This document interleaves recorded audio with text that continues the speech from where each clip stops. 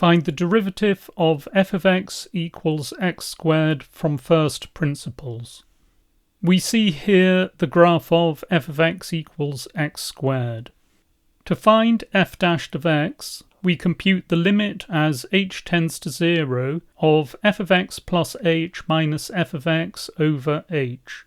We choose a point P where f of x equals x squared and a point Q where f of x plus h equals x plus h squared.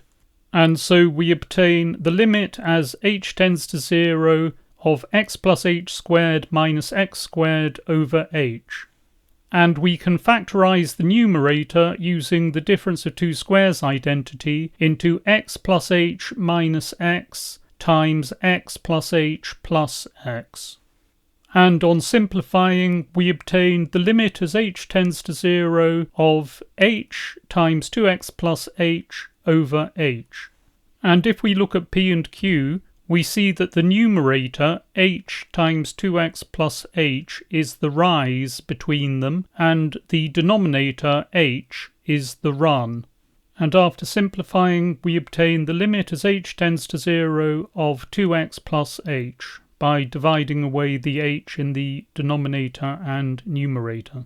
And if we look at p and q, we see that 2x plus h is the gradient of the chord joining them.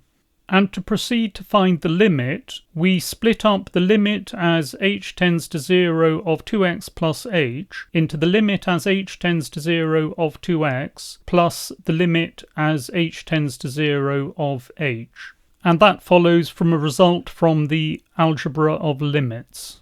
And we finally obtain 2x, which follows from the fact that the limit as h tends to 0 of h is 0, and that 2x doesn't vary with h, so it is not affected by the limiting process. And so we find that if f of x equals x squared, then f dashed of x equals 2x.